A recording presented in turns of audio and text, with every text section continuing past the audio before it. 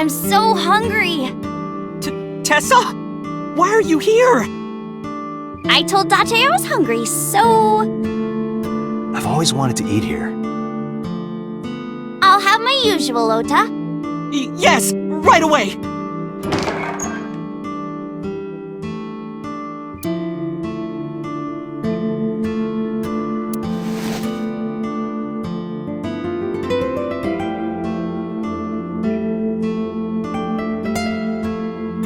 Kuroda Kazuaki's grilled tongue with salt.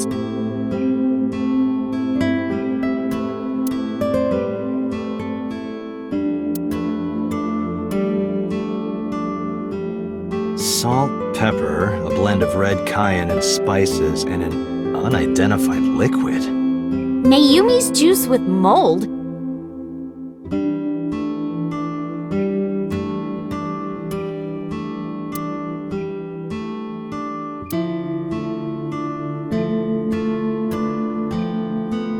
Look, a chair for baby goats! Why would anyone bring a goat to a restaurant?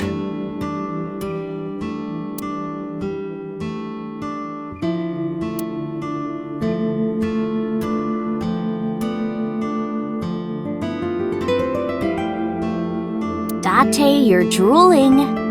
Oh, I'm just really hungry.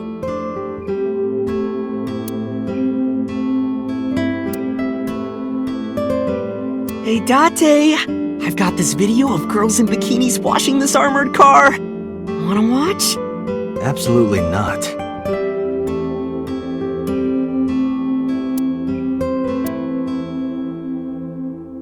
Meow. Huh? What are you doing? Oh, you don't know? It's good luck to imitate a cat in front of one of these. Really? Meow? Guess I'll have good luck.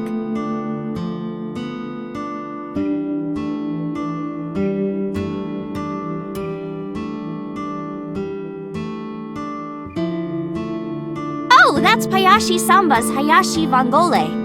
Who?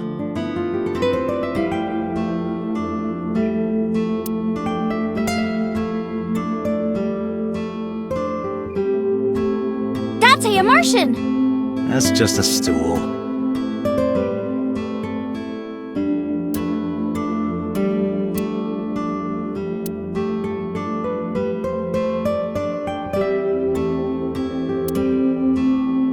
Hey, Tessa, could you kick that bucket there?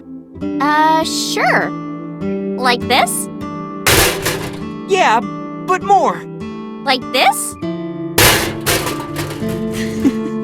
This is awesome! I did not realize there was someone more perverted than Date.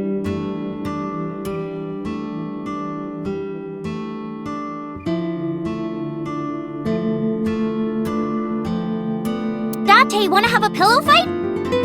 Tessa, not in the store, please.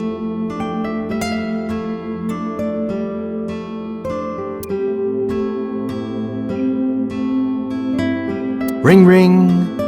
Who's on the phone? Who cares?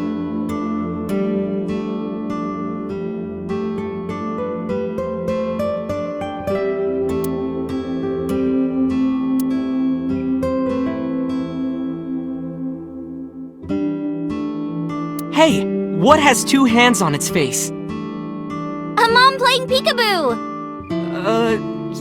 Yeah, exactly!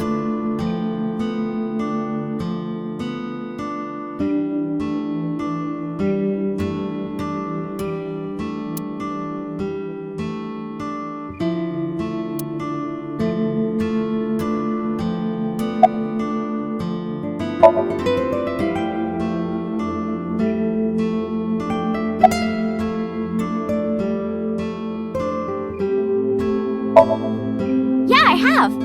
Have you met Ota's mother, Mayumi? Yeah, but I don't think she likes me. That's not true! Mom is just jealous of how pretty you are, Tessa! Not very reassuring. Whether out of jealousy or otherwise, she still doesn't like Iris. Omelet rice. Ota's omelet rice is so good it gives me stomach cramps. Is that a compliment? You're embarrassing me. Well, Ota appears to have taken it as a compliment.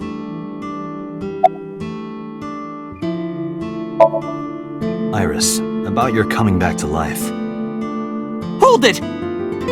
What do you mean coming back to life?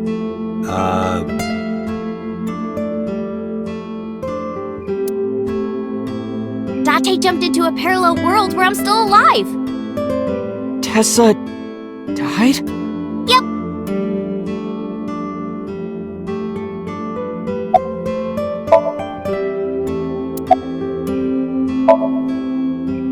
She's in the living room. I think she's watching TV. How about you? What are you doing here?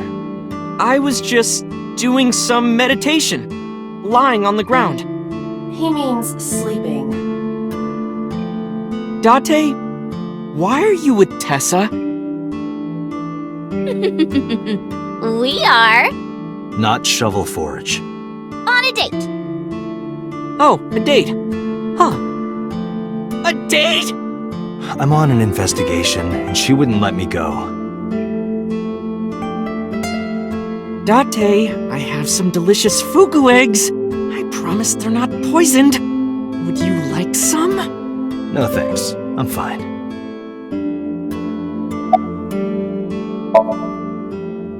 Yeah. My dad taught me when I was little. You're making me something too, right? Sure. My treat, Date. You're still looking for him? Well, like I told you before, I don't know.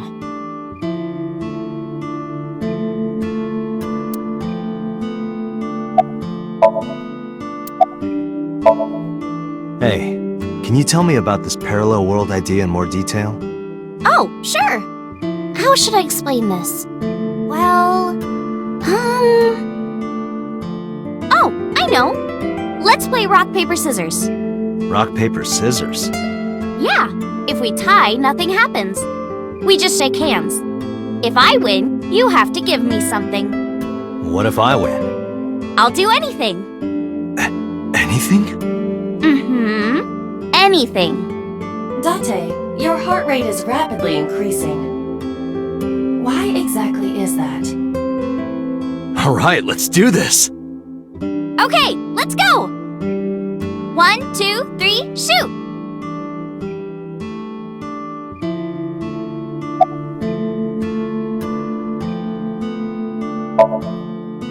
Shoot!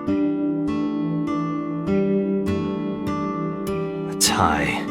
The most boring result. Well, we agreed on the rules. Let's shake hands. Shaky, shaky.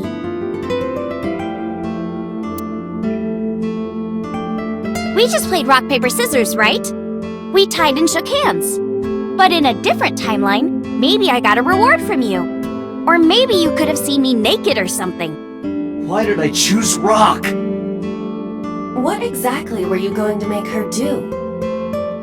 So those timelines are what I'd call a parallel world. So you think I jumped from a world in which you were dead to this one where you're alive? That's what I think. Huh. Parallel world, huh?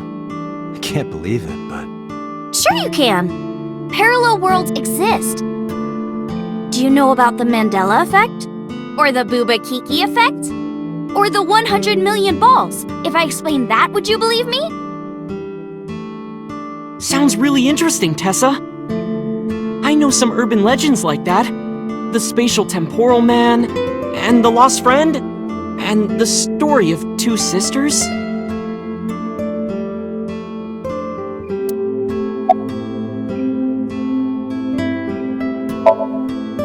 Date, look at this picture. There's a famous experiment regarding this picture. You show this image to people around the world and ask a question. Which one is Booba and which one is Kiki? Believe it or not, 98% of people asked have the same answer. The rounder one is Booba and the jagged one is Kiki. Isn't that weird? In other words, everyone thinks that Booba is a certain way and Kiki is the other. It applies universally across languages and cultures. It's like something ingrained inside all humans.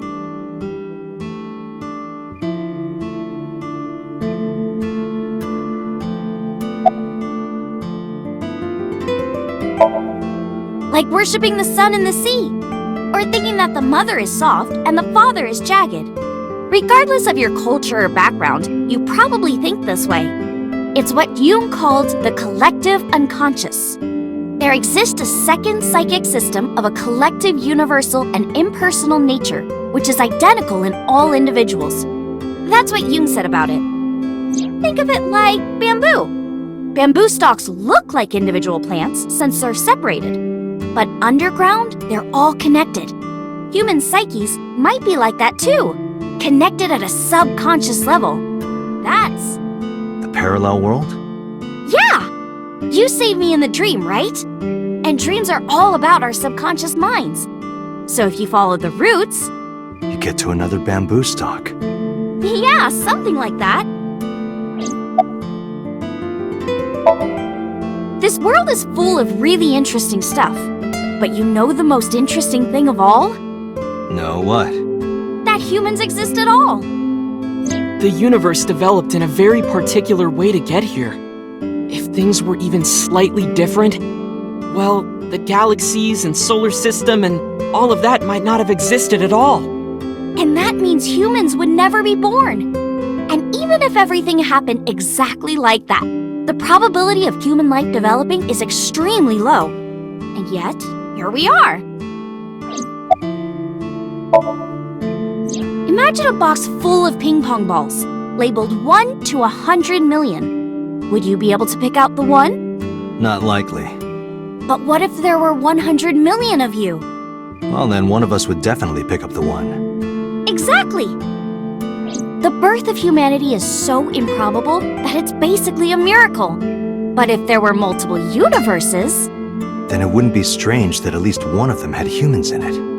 She is describing the anthropic principle. I may have underestimated her intelligence. Do you know Nelson Mandela? Well, yeah. The former president of South Africa. He helped abolish apartheid. He died in 2013, but a strange thing happened.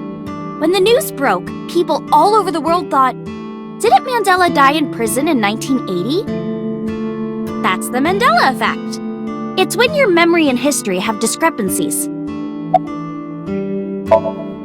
There are lots of examples, like the name of this kid's book with the bears having different spellings, or people remembering that Kennedy was assassinated in a 4-seat car.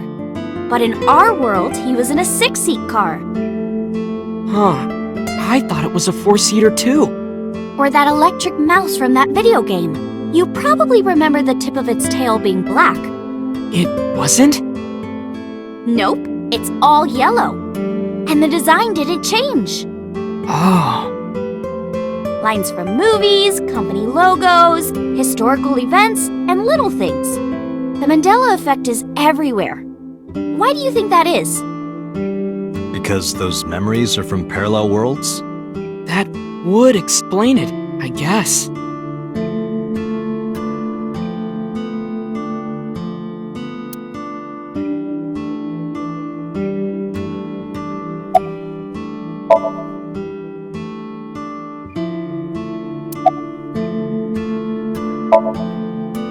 Yeah, it's sort of like a common experience. A lot of people have experienced waking up in an uninhabited world they've never seen before. And most of them describe seeing the same person. The spatial temporal man. He's supposed to be an ordinary old man wearing work clothes. The spatial temporal man guides people back to the real world. He tells them, this world is not for you, or something. I'd like to meet him someday.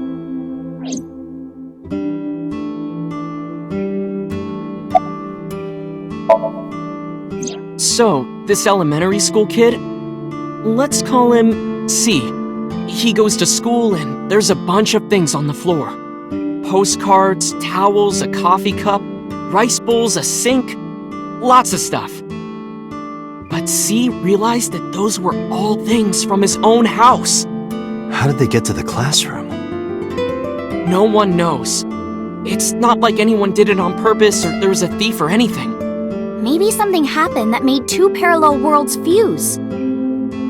Yeah, maybe.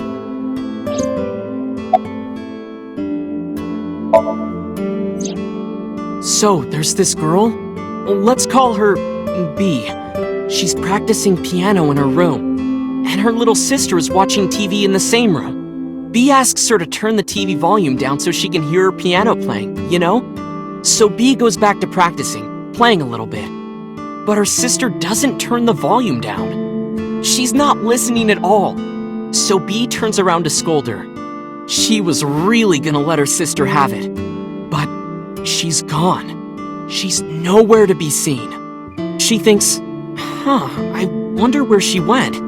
But then B hears her sister at the door. I'm home! B runs to the front door and sees her sister and her parents standing there. So B asks, when did you go outside? But her mom says, what are you talking about? She went shopping with me. B is really confused by all of this, of course. She asks her little sister about it, and she learns that her favorite TV show was on. And before she went shopping with her mom, she was deciding whether or not she wanted to stay and watch it or not. So depending on her decision, a parallel world was made. Yeah. What B saw might have been from the world where her sister stayed behind.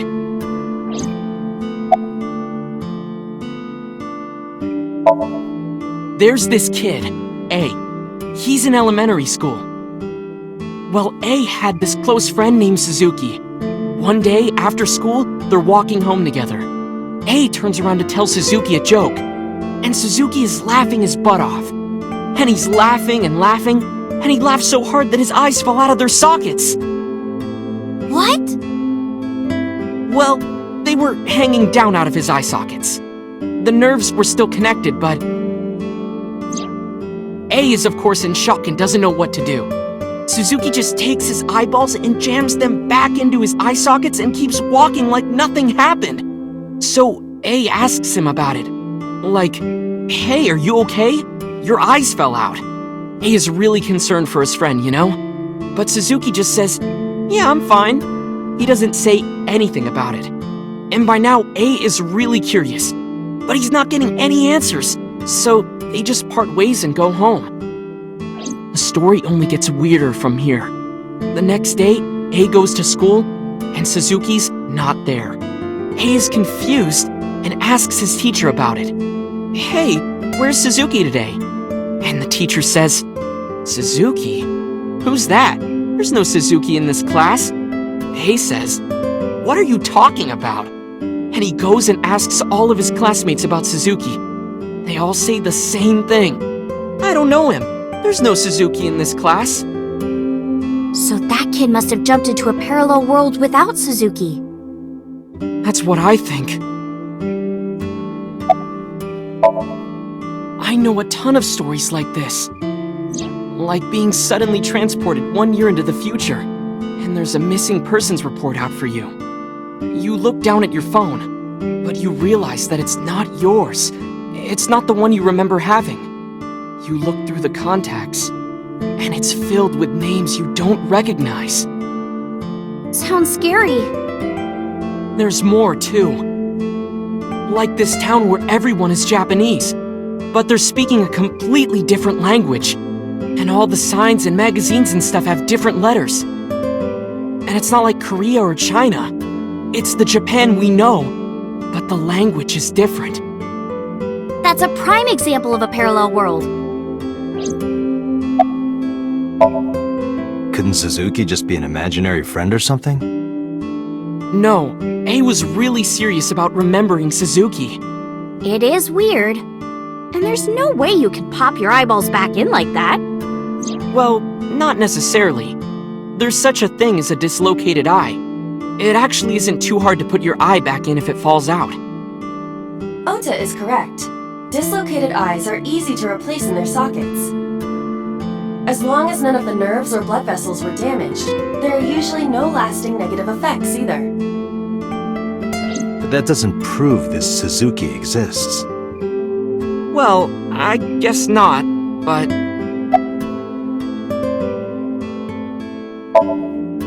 When did you two get so knowledgeable? Oh, I don't know. Tessa is always writing about this stuff on the internet. That's why I decided to research it too. That's how I learned all this stuff. Oh, hey, I know about conspiracies and secret societies too. I find that stuff fascinating. If you want, we could talk about those. Maybe next time. Now where's that omelet rice? Done!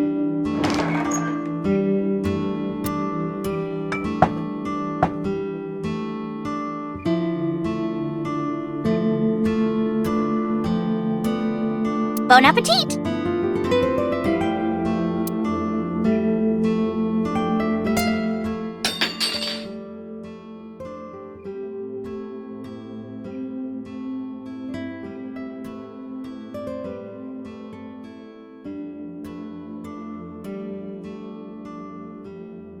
Tessa, are you okay?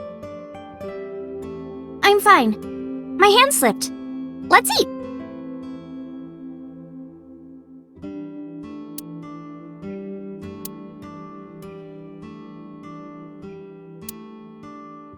Ah! Thanks for the food!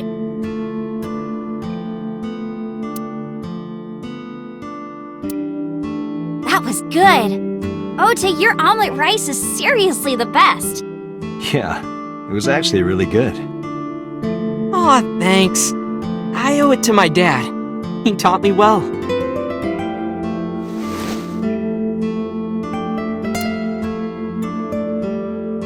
Let's get going, Iris.